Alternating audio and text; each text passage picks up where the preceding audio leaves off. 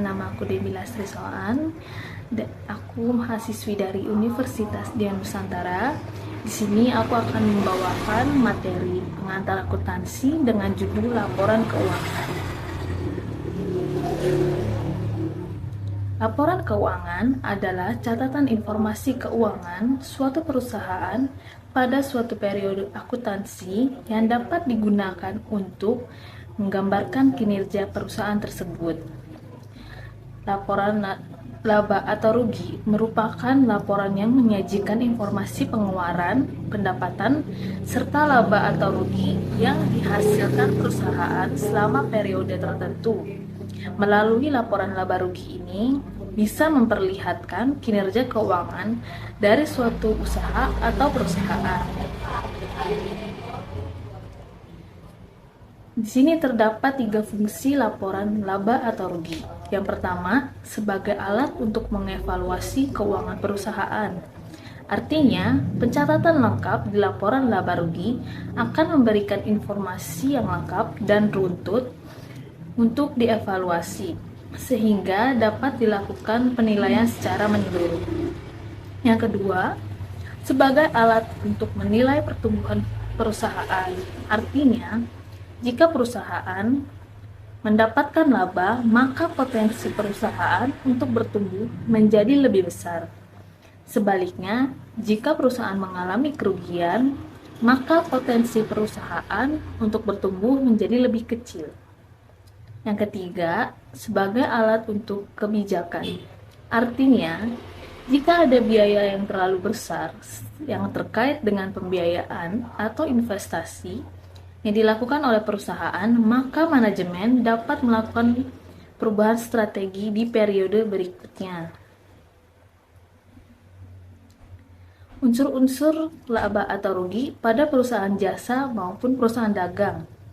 Di perusahaan jasa, unsurnya terdapat pendapatan, pengeluaran, biaya penjualan, depresiasi atau aset tetap, risiko gagal bayar, laba operasi, EBITDA, pajak, laba bersih. Sedangkan di perusahaan dagang, unsur-unsurnya terdapat pendapatan, biaya operasional dan penjualan, laba dan kerugian, harga pokok penjualan, pendapatan atau biaya lainnya. Kemudian, perusahaan jasa versus dengan perusahaan dagang. Yang pertama, persediaan barang dagangan, melaporkan barangnya tidak terjual hingga akhir periode akuntansi. Yang kedua, penjualan, melaporkan pendapatan yang dihasilkan dari penjualan. Yang ketiga, harga pokok penjualan, melaporkan harga pokok barang yang menghasilkan pendapatan untuk entitas bisnis. Yang keempat, diskon penjualan, melaporkan pengurangan harga barang yang diberikan kepada pelanggan. Yang kelima, retur penjualan, melaporkan nilai barang yang dikembalikan dari pelanggan atau customer. Yang keenam, penyisihan, melaporkan pengembalian penjualan yang dilakukan oleh entitas bisnis.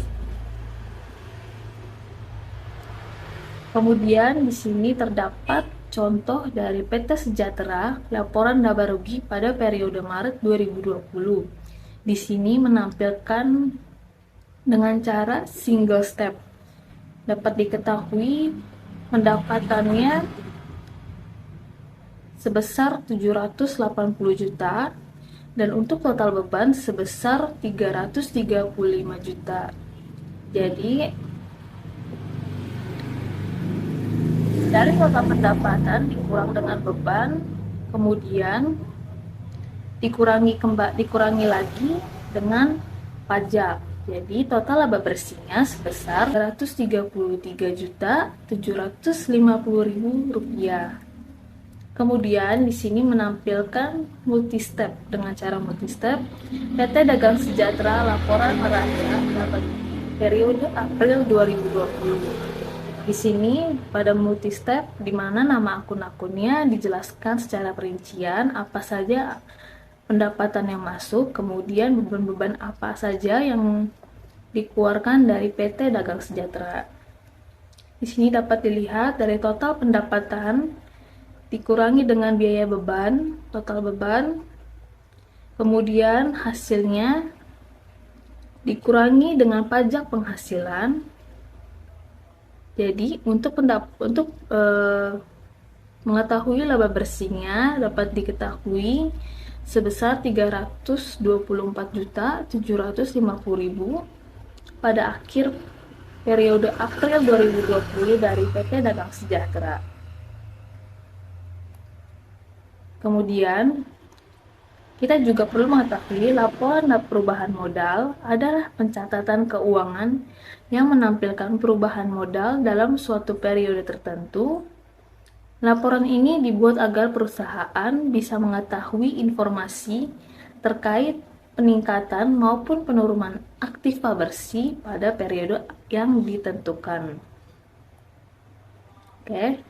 Di sini terdapat tujuan perubahan modal yang perlu kita ketahui. Yang pertama, menunjukkan adanya perubahan modal yang dialami perusahaan dalam kurun waktu atau periode tertentu.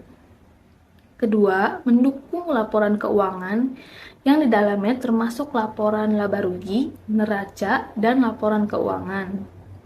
Ketiga, menjadi pertimbangan bagi perusahaan ketika mengambil suatu keputusan strategi bisnis di masa depan.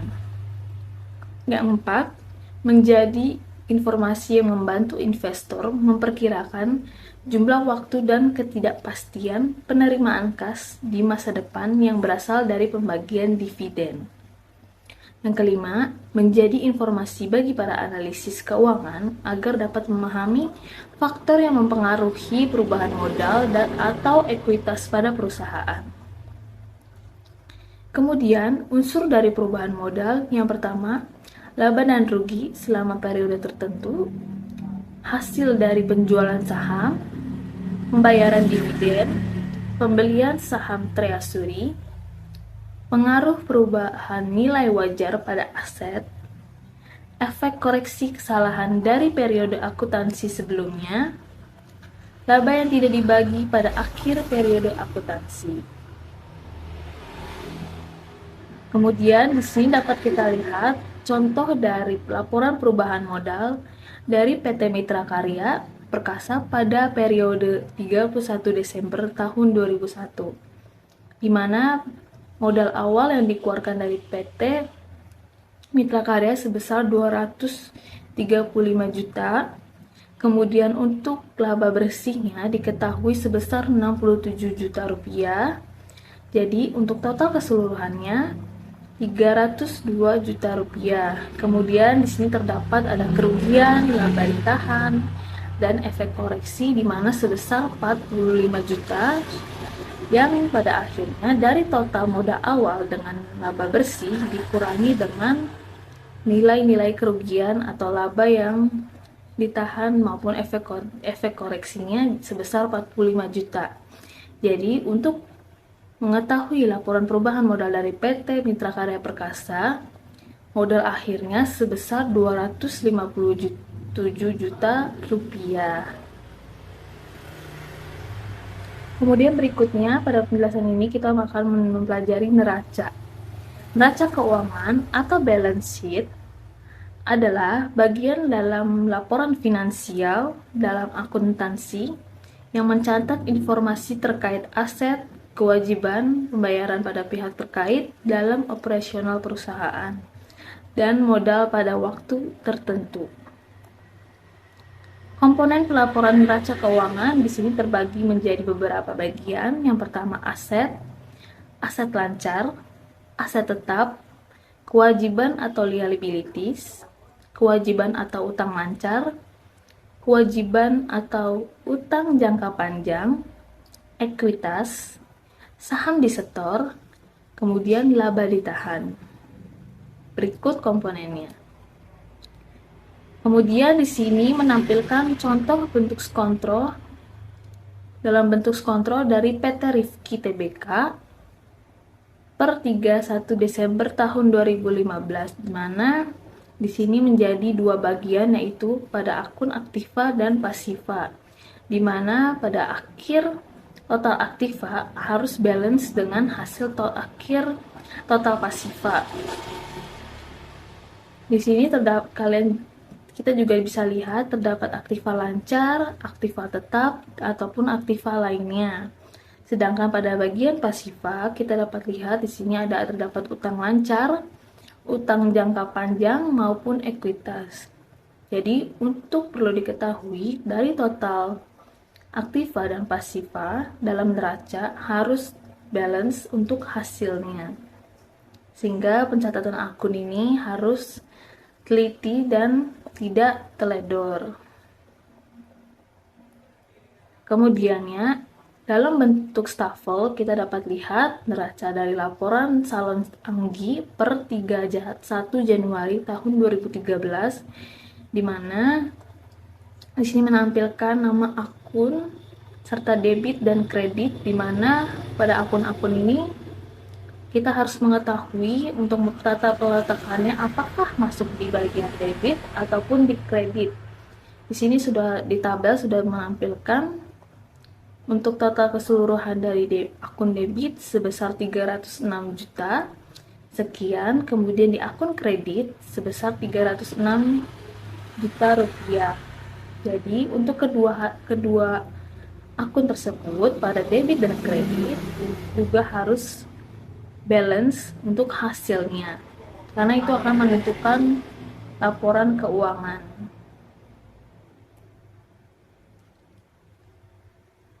Oke, sekian penjelasan dari saya. Apabila ada kekurangan kata atau kekurangan penjelasan yang disampaikan, mohon maaf.